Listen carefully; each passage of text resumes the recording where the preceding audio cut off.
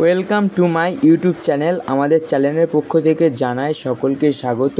আজকের একটি নতুন ভিডিও নিয়ে চলে এসেছি অনেক দিন বাদে, তাই তোমরা দেখে নাও। ভিডিওটি হলো আমাদের মূল বিষয় রয়েছে ক্লাস 9-এর জীবনবিজ্ঞানের যে থার্ড সেমিস্টার এক্সামিনেশান রয়েছে সামনে নভেম্বরে, তাই তার জন্য রায়মার্টিন প্রশ্নবিচিত্রা থেকে 2 স্কুলটি আমরা সমাধান করতে চলেছি।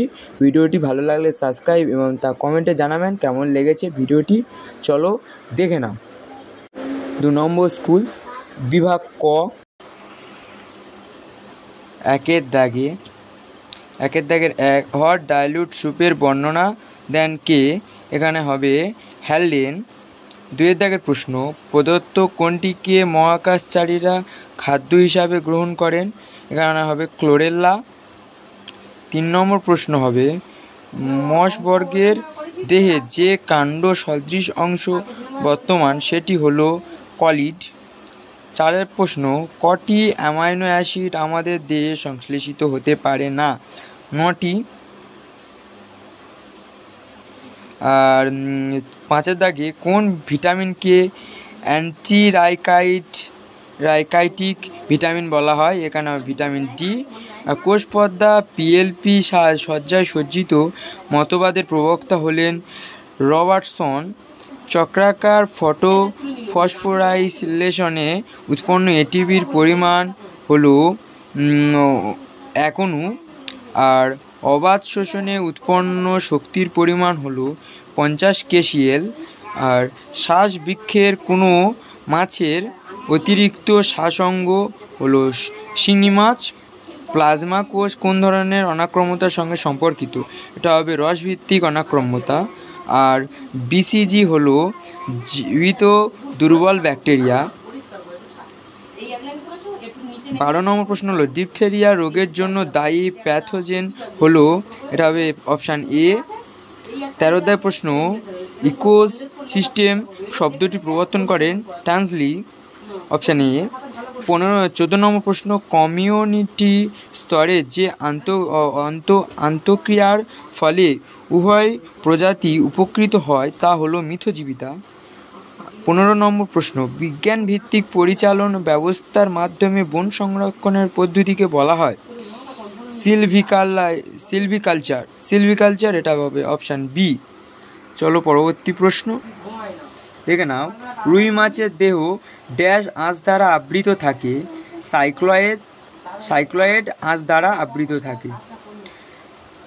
কোলেন কাইমা কলার কোষ প্রাচীর অসমভাবে লিগনিন সঞ্চিত হয়। 3 নম্বর প্রশ্ন, সূর্যালোকের উপস্থিতিতে পত্ররন্ধ্রের মাধ্যমে যে বাষ্পমোচন হয় তাকে প্রসেদন বাষ্পমোচন বলে। মুখ বিবরে শর্করা জাতীয় খাদ্যের পরিপাক শুরু হয়। 5 দাগে ডক্টর এডওয়ার্ড জেনার 1796 সালে প্রথম গুটি বসন্তের টিকা আবিষ্কার করেন। মানবদেহের খাদ্য গ্রাসনালীর মধ্যে দিয়ে ড্যাশ চলনের দ্বারা পাকস্থলীতে পৌঁছায়। এটা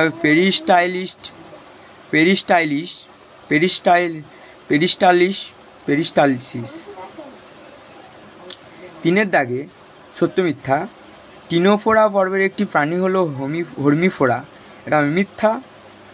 নিউক্লিক অ্যাসিডের এককের নিউক্লিওটাইড বলে, সত্য। যকৃতের কুফার কোষ রোগজীবাণু ধ্বংস করে, সত্য। লাইপেজ কেবল প্রোটিনের উপর ক্রিয়া করে, মিথ্যা। কর্কর খাদ্য শৃঙ্খল সবুজ উৎপাদক থেকে শুরু হয়, সত্য। এন্ডোজেনাস অ্যান্টিজেনের উদাহরণ হলো কার্ডিওলিপিন, এটা হবে সত্য। চলো আজকের আমরা করব 4 দাগের বাম স্তম্ভের সঙ্গে ডান স্তম্ভের মিলিয়ে লেখো যে কোনো 5টি। এখানে আমরা প্রতিটি প্রশ্নের উত্তর করব। হিস্টোরিয়া প্ল্যান্টেরাম, এটা হবে অপশান বি। টিনিডিয়াম, এটা অপশান জি। 3 দাগে অ্যালিওরন প্লাস, এটা হবে অপশান ডি। 4 দাগে বোলাস হলো অপশান এ। সিওফাইট, এটা হবে অপশান এফ। 6 দাগে প্রাকৃতিক সক্রিয় অর্জিত অনাক্রম্যতা, এটা হবে অপশান সি। আজকের পাঁচের দাগের প্রশ্নগুলো আমরা দেখে নেব। 1 নম্বর প্রশ্ন, ইন্টারফেরন কী? এখানে হবে ভাইরাসের বিরুদ্ধে প্রতিরক্ষামূলক প্রোটিনকে ইন্টারফেরন বলা হয়। 2 নম্বর, মরফিন চিকিৎসা বিজ্ঞানের কী কাজে ব্যবহৃত হয়? ব্যথানাশক কাজে ব্যবহার হয়। 4 দাগে 5 দাগে মানে লিনিয়াস হায়ারার্কি 7টি সঠিক ক্যাটাগরি একটি লেখচিত্রের মাধ্যমে দেখাও। VAM সম্পূর্ণ কথাটি লেখো। এই দুটি প্রশ্ন ভিউয়ার্সদের জন্য থাকলে ভিউয়ার্সরা কমেন্ট করে জানাবে এর উত্তরটি কোনটি হবে আমি দেখতে চাই। এরিথ্রোবায়োটিন ও ক্যালসিট্রিরন এটা হবে বৃক্কের উৎপন্ন এমন দুটি হরমোন যা RBC উৎপাদনে অংশগ্রহণ করে। 7 দাগে প্রশ্ন, সালোক সংশ্লেষের কোন পর্যায়ে প্রথম স্থায়ী যৌগ হিসাবে PGA উৎপন্ন হয়? অন্ধকার দশায়। 8 দাগের কোন বিজ্ঞানকে ভারতের সবুজ বিপ্লবের জনক বলা হয়? কোন বিজ্ঞানকে? এখানে হবে বিজ্ঞানীর নাম হবে ডক্টর MS স্বামীনাথনকে। ঠিক আছে ভিউয়ার্স, আজকের ভিডিও এই পর্যন্ত। সকলে সুস্থ থাকুন।